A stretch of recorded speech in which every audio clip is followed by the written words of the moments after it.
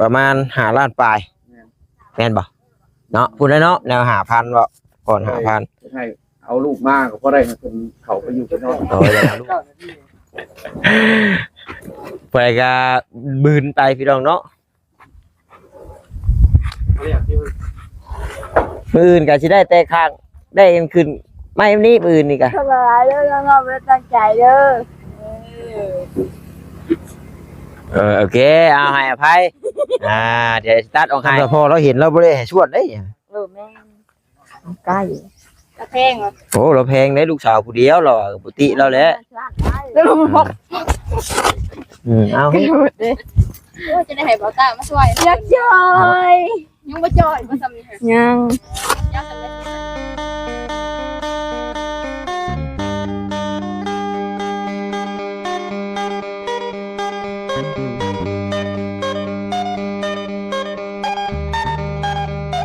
หน่อยเอ้ยหน่อยไม่รุดจะหัวหันเฮ็ดผู้ดีเอาเลาะเตาะแตะอยู่หันโอ้ยยกบัตรประชาชนให้เห็นเราบ่ให้เองว่าเราบ่ให้บัตรเราเฮ็ดดุ่มรถมือนี่ยกเอาพี่น้องเลยจังใดก็ขอกราบทักทายสบายดีเด้อพี่น้องเด้อ FC กันเบิดสุขุสุคนพี่น้องเลยบ่ว่าอยู่ทางฝั่งลาวฝั่งไทยหรือว่าทางต่างประเทศนำเนาะยินดีต้อนรับเข้าสู่ช่องของบ่าวตาบ้านเฮาคือเก่าพี่น้องเลยในทางพอสร้างแล้วครับผมกำลังเหยียบหามไม่หามตอกขึ้นสิขึ้นตอกใส่มื้อนี้เด้อบ่บ่ทางเป็นได้อีโมแต่จับต้องอีโมพยัญช่องเจ้าแดงเอาสิเป็นหยังว่าโยกสิได้น่ะนั่นแหละครับไปเงินสายผ้าว่าอีโมสิโมว้ายหมดเ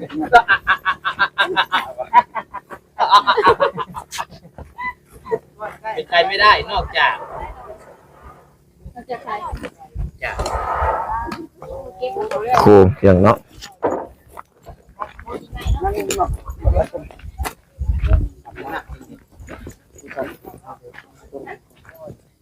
พอสร้างเพิ่นก็เร่งมืออยากนำเพื่อนเพิ่นคือกันว่าไปเป็นแบบไปเบิ่งบล็อกไงเจ้าอันใดนั่นไปเบิ่งเอาวงกบเล็กปูน3-4อย่างละมื้อใดมันว่างในกลางคืนเดี๋ยวเจ้าสบายดีเดี๋ยวยังบ่ได้ก่อได้เนาะยังบ่เริ่มก่อแล้วต้องเว้นที่ว่าก่อข้างหน้าก่อนยังจักพันก่อนบอกเพื่อนเจ้าจักสิพอน่ะประมาณ1,000นี่แหละ1,000ถ้าได้อีก1,000ถ้าเป็นเงินก็ประมาณก้อนนึงเท่าไหร่ก็5,000ปลายก้อนนึง5,500บ่5,400บ่ฮอดบ่5,400แม่เพิ่นมาส่ง5,400ลายแล้วเพิ่นมาส่งทำน้อยเพิ่นไปส่งก็คูณให้จัก1,000ก็ประมาณ5 ล้านปลายแม่นบ่เนาะพูดได้เนาะแนว5,000บ่ก่อน5,000ให้เอาลูกมากก็ได้เพิ่นเขาไปอยู่ไปนอนอยากเอาลูกเข้ามาเฮือนแม่นได้3 มื้อได้3 มื้อแล้วบ่4บ่น่าจะ3-4แรงนี่ติ3-4 มื้อนะพี่น้องเนาะมื้อวันที่เฮามาเนาะจันทร์คานพุธนี่แหละ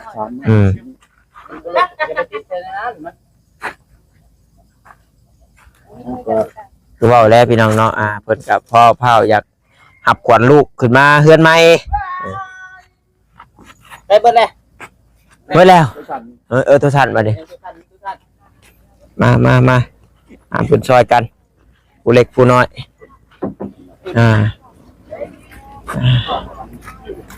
ต้มมีบ่ล่ะต้มมีแหละต้มล่ะ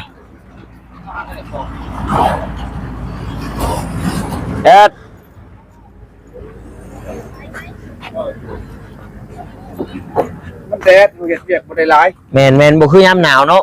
บัดยามหนาวบัดยามหนาวได้เต็มที่เด้ยามนี้บ่ได้ยามนี่เฮ็ดได้ช่วงตอนเช้าตอนแลงขนาดมาแต่ใส่จบแล้วเกิดจบแล้วไปก็บืนไปพี่น้องเนาะมื้ออื่นก็สิได้แต่ข้างได้กันขึ้นไม่นี้มื้ออื่นนี่ก็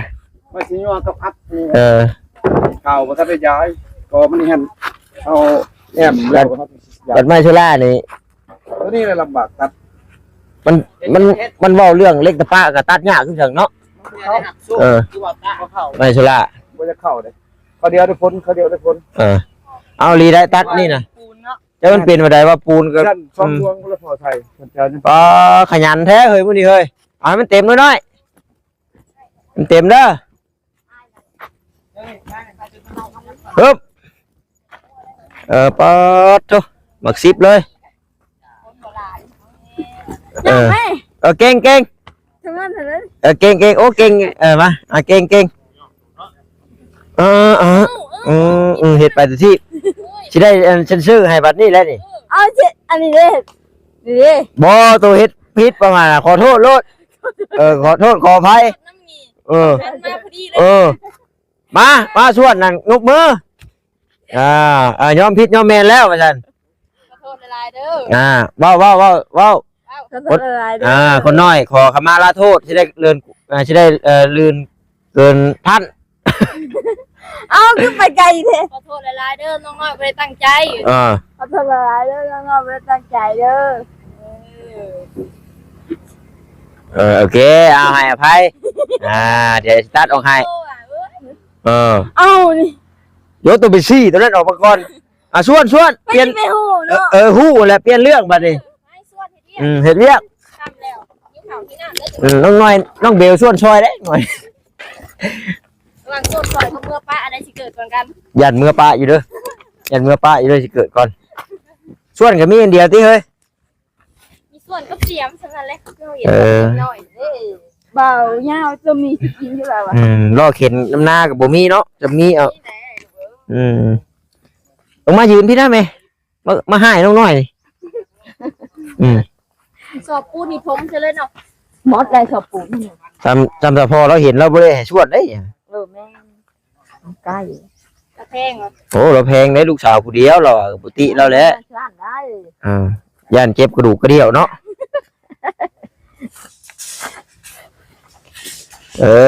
เขากะเห็ดบ่แล้วมาเคี้ยวแล้วบ่ได้เคี้ยวบ่มาเคี้ยวคำเดียวนี่รู้อันนี้บ่เคี้ยวบ่นั่นเพิ่นเป็นคำโบราณที่เพิ่นมักเว้าหยอกกันเป็นยังสิไปเพิ่มอยู่นั่นน่ะเว้าอยู่ให้ขี้คร้านตัดนี่คำโบราณลูกสาวเดียวกับบ่ให้มันมีซะนั่นน่ะให้ลูกสาวเดียวเหี่ยวโมให้เอาเคี้ยวซื่อๆซะอันนี้รถยังสิเอามาใส่อยู่อันนั้นน่ะเมื่อยแล้วหมอน้อยย่างไปย่างมากก็ได้สิได้เนาะได้แหละบ่ว่าบ่ย่างสิได้เขาเกี่ยวบ่ใช่ฉันทำแม่แล้วก็บ่อยากได้โชคได้สามแล้วเราเนี่ยผู้เดียวนี่ใช่ว่าโชคบ่ดีแน่บัดแลน้ำลูกน้ำผัวบัดแล้วจ้อยเราเอาว่าบ่แน่ได้เสือถือผู้มักแห้งไปน้ำใดแม่บ่ให้ไปบ่ไปก็เฮ็ดอีใดก็บ่มาผู้ผัวน่ะบ่แต่เจ้าบ่มาข่อยก็บ่เอาบัดถือช้าน้องน้อยนี่มักแห้งๆนี่ไปได้เด้อโอ้ความเพิ่นเว้าอยู่ความหักนี่อันตรายกว่าสิ่งใดๆอีกความหักมาเลยบ่ลูกเอ้ยเพิ่นเว้าฆ่าคนก็ได้เฮ็ดให้แบบหยังก็ได้นะหมอนี่ฮะพี่ภาษาพี่ยังก็ไปได้สมัครแห้งๆน่ะไกลซั่นใดก็ไปแม่สิให้แล้วบุกน้ำลุยไฟไปได้เบิดแต่ขนาดน้องน้อยเฮ็ดบัตรได้แม่ยังบ่ให้ไปมันจะได้ยินบ่เพิ่นเว้าว่าลูกเลี้ยงได้แต่โตแต่หัวใจจิตใจใจคอเลี้ยงบ่ได้อันนี้ให้เดี๋ยวลูกเมื่อยเด้อันเว้าอยู่เห็นเอาก็เข้าใจอยู่ผู้เป็นพ่อเป็นแม่นั่นโอ้ยดูเป็นทางงามแม่จับไปเฮาก่อนบาทนึงเบิ่งกี่ชวนซอยช้าจักบาทหน่อยสิว่ายืนพลอยขี้เขียวอยู่เนาะเดี๋ยวเอาสวัสดีมาเจ้าออกไปไกลๆแน่เจ้าน่ะแม่เพิ่นส่วนเป็นทางงามเลยยังเห็นเป็นภูมิอยู่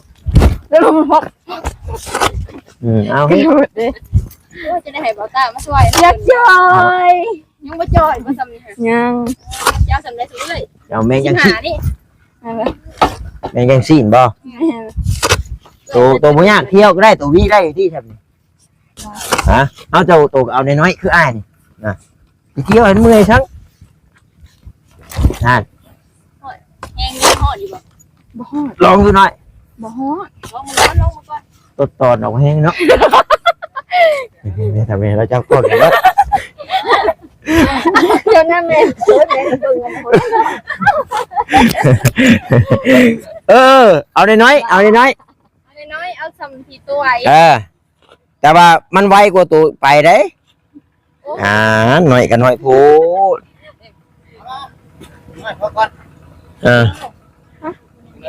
ไปเรียกก่อนแม่บัดนี้ว่าไปจะเก็บของน้ำตัวข้าวไปเห็นมินจะวันนี้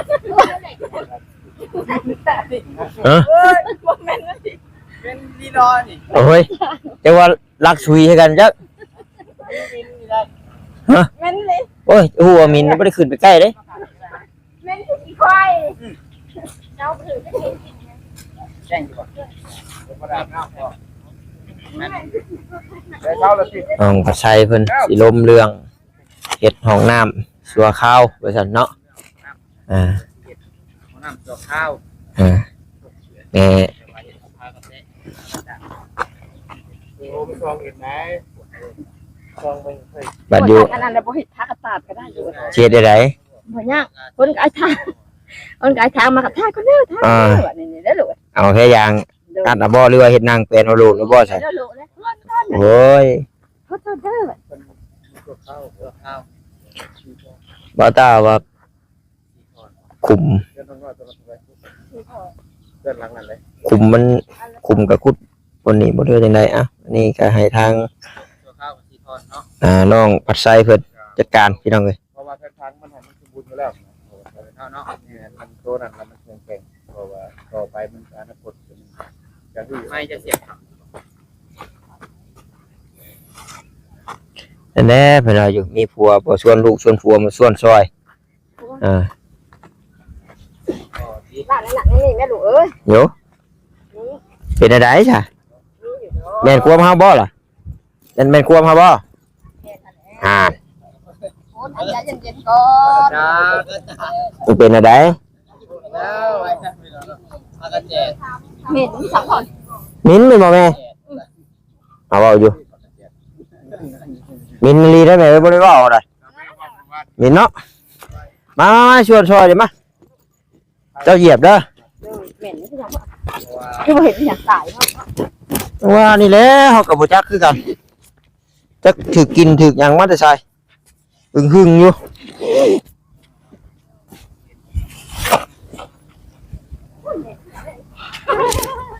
อันแม่โอ้ยขอโทษโอ้ยบ่ได้ตั้งบ่ได้ว่าเฮ็ดใส่เด้มันน่ะเฮ็ดได้เฮ้ยเนาะฮะอ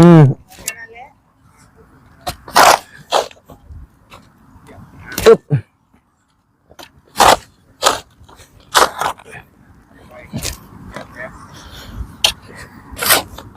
เปล่ายาวเจ้าคนสูงเขาอีกได้แท้ตัวมีป่ะ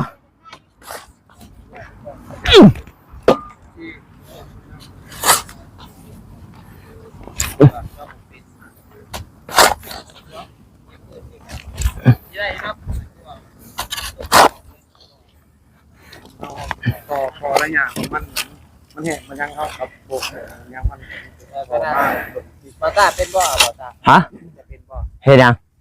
ตั้งพอวิน จากโลวิน มันกับ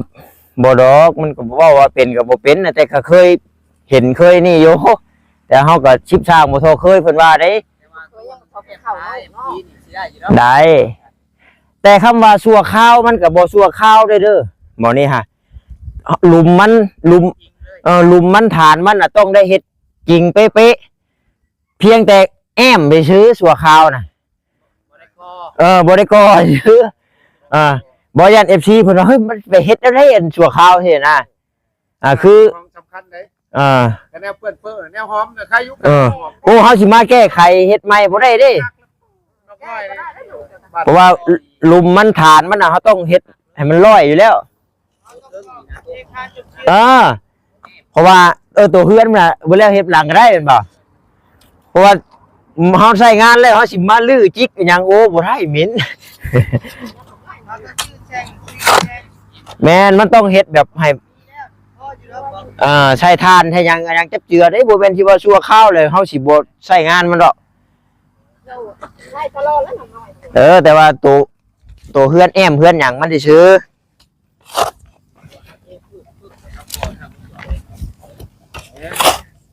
ว่างพอแล้วเราใจประชาครับผมไว้หน่อยนะคุณพัฒนาแต่สาวพาพิษไปยังรถที่ทำลงไว้ก็ระยะได้นี่แต่เขาเอาโซ่ลงไปยอมประหยัดนาทีเขามันก็ปวดเลยโอ้สิเฮ็ดอันหัวสวมใส่ปากอันทอเลยนะการเสียงเอาไว้นึงโอเคแล้วคนง่ายดีนาฮาว่าตัวนี้น่ะอยู่ในเฮือนแห่งช่องเฮ็ดมั่นคงเลยแท้แห่งช่องสิเฮ็ดแบบให้มันโอเคกว่าแท้บัดตัวอยู่หน้าเด้อันบักคักตัวนี้สิไปตั้งใช้ผาสวมว่า โอ้แต่ความทนทานบ่แพ้ตัวนั้นแหละโอ้ผาถ่วมฮักดูหั่นเนาะต่ำ มา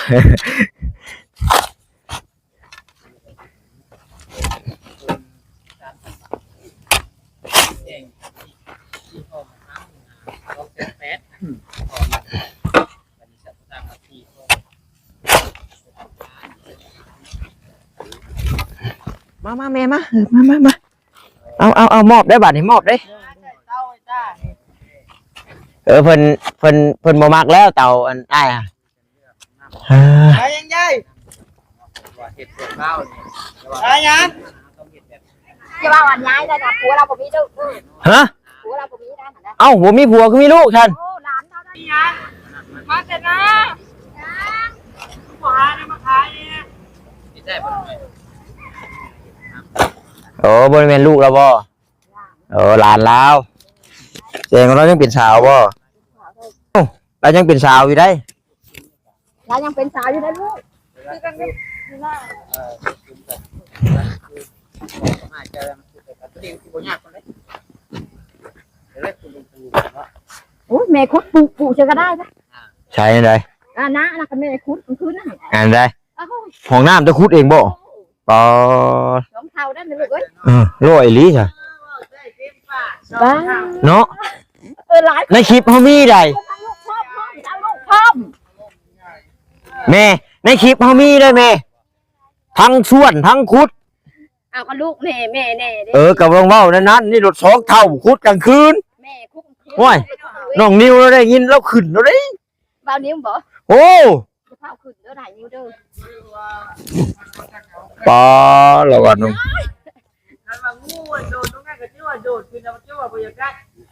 เนี่ยนั่นเนาะแม่บ่าวลงหลายคนเลยมอน FC นี่แหละลูกเอ้ยเหมือนทุกคนนี่แหละเขาบอกกับอันทางตอน13นาทีเด็กน้อยใกล้เต็มน้อยเบิดแห้งเลยเหยียบเลยแม่น้องไปเหยียบใส่แล้วอ้ายก็เฮ็ดคือกันอ้ายก็บ่ได้เว้าอยู่ชื่อเหยียบย้อนบัดเชียงตู้บัดยังย้อนเด้อฮ้อนอย่าจืดมินอยู่แม่นขี้ควายแล้วก็จ้าเนาะ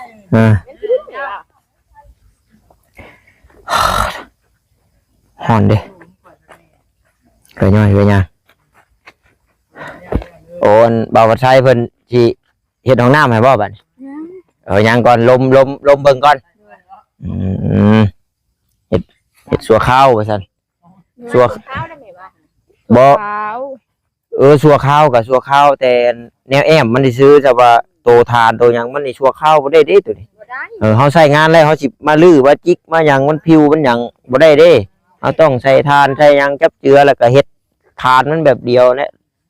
ตั้งท่อตั้งหยังเทคาดหยังคือเก่าแหละแต่ว่าตัวอ้อมตัวหยังน่ะเฮาขึ้นมาหาได้เฮาจังคอยครอบอ้อมคอยกอมันแต่ว่าอันนี้บ่ตาก็เว้าในมุมมองของบ่ตาสิดอก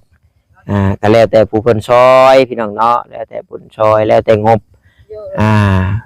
คือน้องน้อยก็เพิ่นก็เป็นผู้รับพี่น้องเนาะน้องน้อยก็สิไปขับไป นี่ก็บ่ได้เพิ่นเฮ็ดตัวใดให้เอาตัวใดให้ก็ดีใจแล้วน้อยๆเนาะเด้อเอาบ่สร้างเมื่อแล้วน่ะเมื่อไว้แท้บ่สร้างเมื่อแล้วโอเคเดินทางปลอดภัยเอาปินแต่ทางครับบ้านนี่ เราอายภาษาแล้ววะนั่นแหละเราเก่งเนาะย่างดอกมาบ้านในสีหามมาเชิญทีมนี้กับมากับโตทีมนั้นเป็นสูงมันอยากสีโน่นลงอีกกับมากันไงเด้บนใดมันสวดบนนี้เจ้ายังจีคุดของน้ำอยู่นี่ฮะอันนี้เอาดินไม่ใช่ชาบุรุษเพียมันจะได้ถมปะมันเคลียมันก็เห็นมันเพียงพางน้ำนี่แหละเวลาเพิ่นก็อะไรมันนี่เพิ่นก็นี่คูคีไปสิเจ้าก็ลบลงเลยเนี่ยเป็นคันคูเป็นคันนาเนี่ยร้านเอาส่วนกับแปลงหันเพียงเลยหรือว่าเคลียไปใช้พูดก็ยังได้พอมันโนนเจ็บหลังเจ็บเอวใครน้องน้อยผู้น้อยผู้นมเพิ่นเฮ็ดซอยก็ได้น้อยเนาะจะบอกได้ผู้น้อยก็เจ็บเอวมาหน่อยป่ะเห็นป่ะแค่ขี้งูเฉย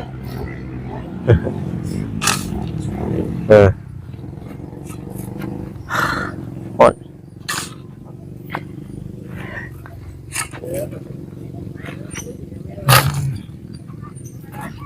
ยืมเติบน้ำนี่กันเนาะแต่ว่าคือคันบ่ขาดยังลายเด็บได้บ่อยู่ดอกจำใดจำหนึ่งคันเฮานี่ใหม่แต่ว่าเฮาบ่แปลงเคลียแล้วก็เหยียบยังให้มันแน่นๆอันนี้เฮาคูนขึ้นไปบ่ลงโอเคมันบ่ได้สะบ่หยังมันสะโอ้ยไปเป๊ะไปลืมเสื้อฮะตัวเห็นกันอยู่บ่น้อยจักว่าไปเข้าห้องน้ำของนายรถแก่เดี๋ยวขยาไว้หั่นเลยจักฮะจะไปเชื่อบ่ยาวถามแล้วยังบ่ยาวเจ้าลืมเสื้อบ่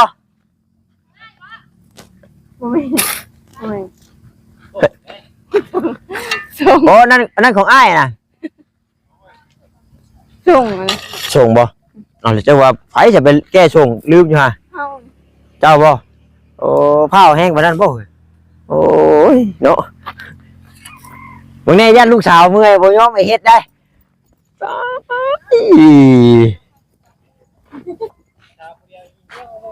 ลูกสาวเทวดาเทวดาของแม่แต่ก็สิเมื่อยซำใดซำลูกยิ้มลูกหัวลูกมีความสุขบ่ต้าเชื่อว่าแม่นี่แฮงดีใจแม่นบ่แม่ขอเพียงแต่ลูกมีความสุขทุกข์ก็อย่ามันแม่นบ่คำนี้ยังใช้ได้เสมอพี่น้องเนาะเห็นลูกกินดีอยู่ดีมีความสุขหังมีดีได้นี่พ่อแม่นี่โอ้ยยิ้มพี่น้องเนาะลูกหังลูกมีลูกมีคนย่องในทางที่ดีพ่อแม่ก็มีหน้ามีตาเพิ่นบ่ได้ขออย่างหลายได้พ่อแม่นะขอได้เป็นคนดีใช่โอ้ถึงสเปกเลยป่ะไปหาเอิญเดี๋ยวเพิ่นดูที่ไปหน่อยบางทีผัวเขานี่ได้โอ้ยสิเอาจนเต็มแล้วว่าแม่นะพอแล้วก็แล้วแต่น่ะแต่บ่ได้ช่วยเด้อบัดนี้เด้อเอาเมื่อยก่อนเหือไหลใครย่อยเลยทำชวนกันน้อยๆและชวนช่วยเอาโอเคจะน้อยเอาสบายดีโดยเอาไว้พูดละพี่น้องเนาะพ่อกันในคลิปต่อไปพี่น้องเลยสำหรับคลิปนี้ก็บ่มีอย่างไรช่วยแม่เพิ่นชวนดินก็ว่าหยอกว่าหัวกันดอกปะมีอย่างก็ไปเบิ่งไปชมในคลิปหน้าเด้อพี่น้องเด้อเอาท้ายคลิปนี้ขอกล่าวเข้ามาสบายดีพี่น้องบ๊ายบาย